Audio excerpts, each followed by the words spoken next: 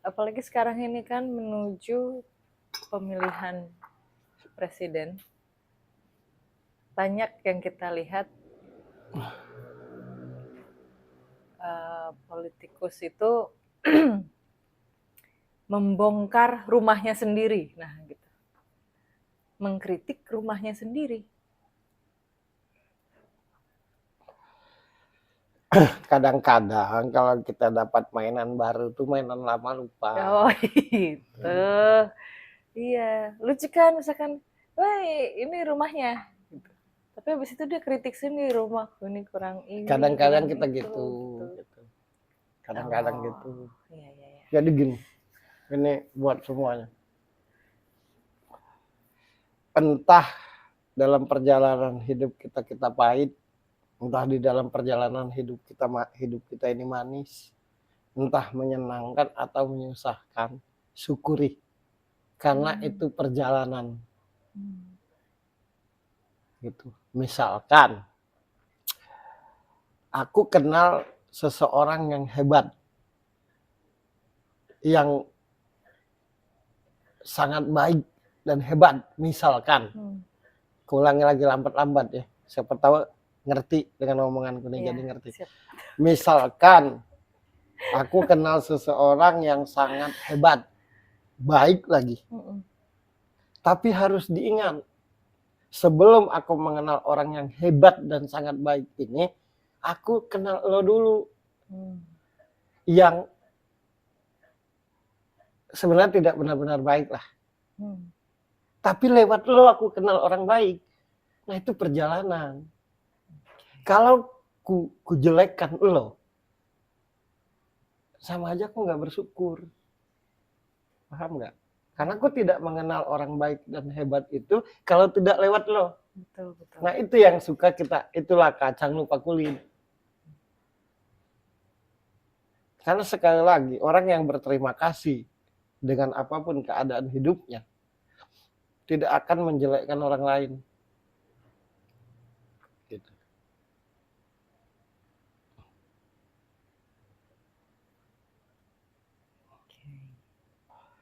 Terus kalau kita membongkar aib seseorang, kita tidak menghargai Tuhan. Percayalah. Sekali lagi kuucapkan, ketika kita membongkar aib orang atau menjelekkan orang, bahasanya itu kan menjelekkan. Kalau menjelekkan itu berarti kan didramatisir. Nah ini gimana bedainnya, menceritakan yang sesungguhnya dengan menjelekkan yang sesungguhnya? Kalau orang menceritakan itu pasti ada negatif positif. Nah itu menceritakan namanya. Tapi kalau tidak ada baiknya sama sekali, nah itu menjelekkan namanya. Okay. Kalau kita membongkar aib seseorang, kan ada bahasa di agama itu, kalau kau membongkar aib seseorang, makan bangkai saudaramu sendiri kan. Taruhlah itu tidak digubris kata-kata itu sekarang ini kan. Nah ini aku yang bilang, ketika kita membongkar aib seseorang, itu tandanya kita tidak menghargai Tuhan, bahkan melawan Tuhan. Kenapa? Tuhan sendiri tidak membongkar aib hambanya. Yang pantas membongkar itu yang maha tahu. Jadi kita sudah melawan Tuhan, melawan kodratullah.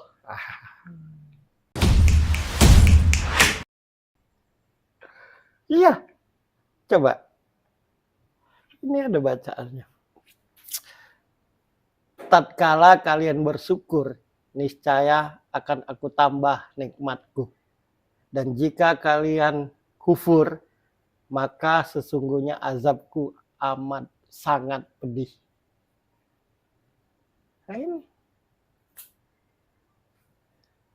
Nah, apa bentuk dari rasa syukur? Salah satunya menyimpan cerita hidup orang, walau kita sakit. Itu rasa syukur. Tapi kalau kita bongkar, lebih jahat dari yang nyakiti kita. Karena kita kan mengajak yang lain untuk membencinya.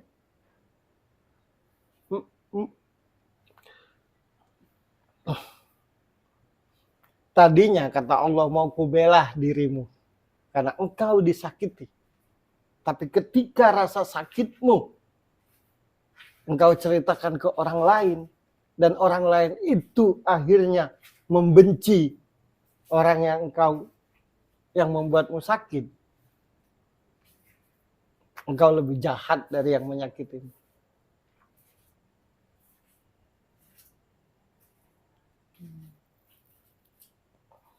Makanya kalaupun tidak kuat dengan apa yang kepahitan yang dialami itu, tempat cerita itu dua. Pertama jelas Tuhan. Yang kedua orang yang benar-benar kita percaya. Karena kenapa? Kalau kita bercerita dengan orang yang tidak benar-benar bisa dipercaya, dia akan cerita ke orang lain. Jadi sama aja kita mengajak orang lain untuk membenci orang yang menyakiti kita. Padahal orang yang menyakiti kita belum tentu benci dengan orang itu. Betul, tapi karena mendengar Iya. dan tidak tahu cerita sebenarnya, Iya.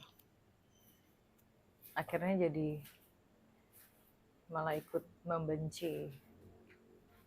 Fahri Hamzah kan dulu pengkritik tingkat elit kan.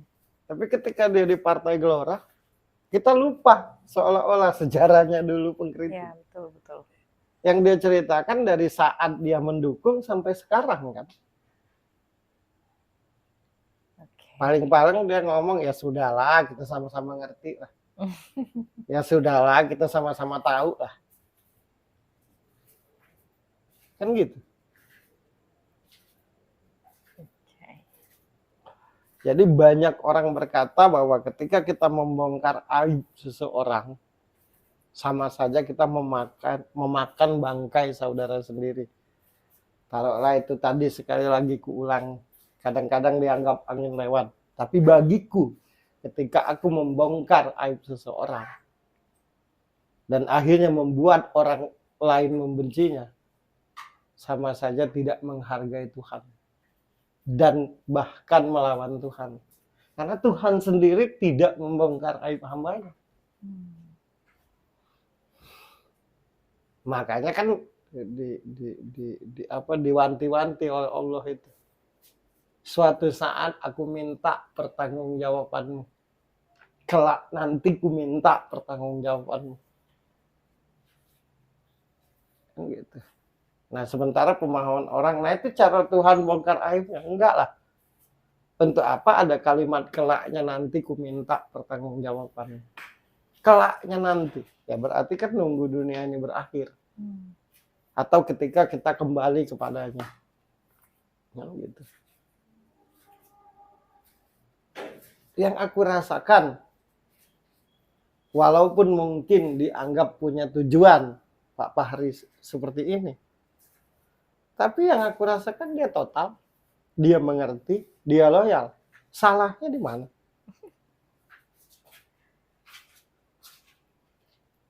Tak apa-apa dari tiap gerak. Ketika kita belum bisa tulus, nggak apa-apa yang kita ucapkan, kita niatkan karena ada mau.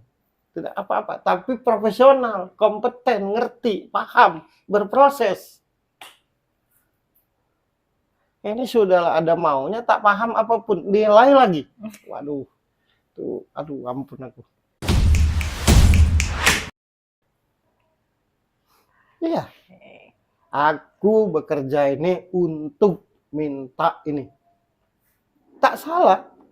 Aku mendukungmu untuk minta ini. Tidak salah. Asalkan total, loyal, ngerti, paham.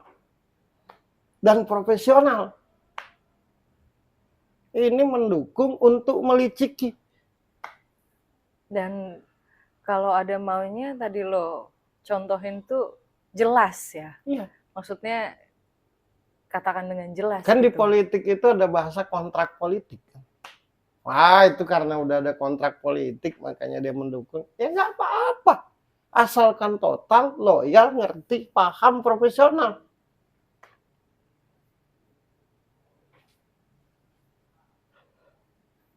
Yang tidak baik itu adalah punya tujuan tapi didapatkan dengan bongkar aib orang.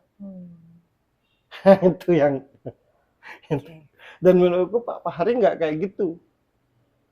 Apa yang dia lihat, dia dengar, dia rasakan, ya itu yang dia ceritakan. Makanya pengkritik dulu keren ya. Pendukung sekarang ini keren. Santai. Gitu. Aku dengan Pak Fahri itu tidak benci. Sebel. Sebel Sebel. banget. Iya. Bukan benci. Yang keapresiasinya itu, koapresiasi dari Pak Fahri itu, Pak Fahri Hamzah itu apa namanya? Totalitas dalam mengkritik itu. Kan tidak Sampai bikin lo sebel gitu sebel ya. aku. Sebel. Maksudnya, Apa yang paling bikin lo sebel tuh apa? iya, tidak tanggung-tanggung kritikannya tuh. Maksudnya tuh dasar kritikannya tuh memang Pedas. pedas. Iya. Tapi kita juga tidak bisa ngapa-ngapain. Nah itu kalau pengkritik punya dasar. Ini kadang ngeritik aja, pokoknya nggak ada bagusnya. Pokoknya Ferry itu tidak ada bagusnya. Kalian hati-hatilah dengan Ferry. Dengan Mas Ferry itu nggak ada bagusnya. Hati-hati dengan Mas Ferry itu. Aku tahu persis. Tapi bertahun-tahun makan di rumah. Oh ternyata setelah aku pahami cemburu sosial. Iya. Ada satu orang kemarin dulu tuh udah tahun lama nih. Aku masih bersambung dengan Pak Fahri. Pokoknya dia itu nggak bagus orangnya. Begini. Aku bicara sama lo bukan untuk menjelekkan dia. Agar lo jangan tertipu. Kan gitu. Meyakinkan sekali pokoknya. Aku cuma bilang, yang lo jelekin ini, lo lama lo tinggal di rumahnya. Makan, minum. Nggak jawab lagi.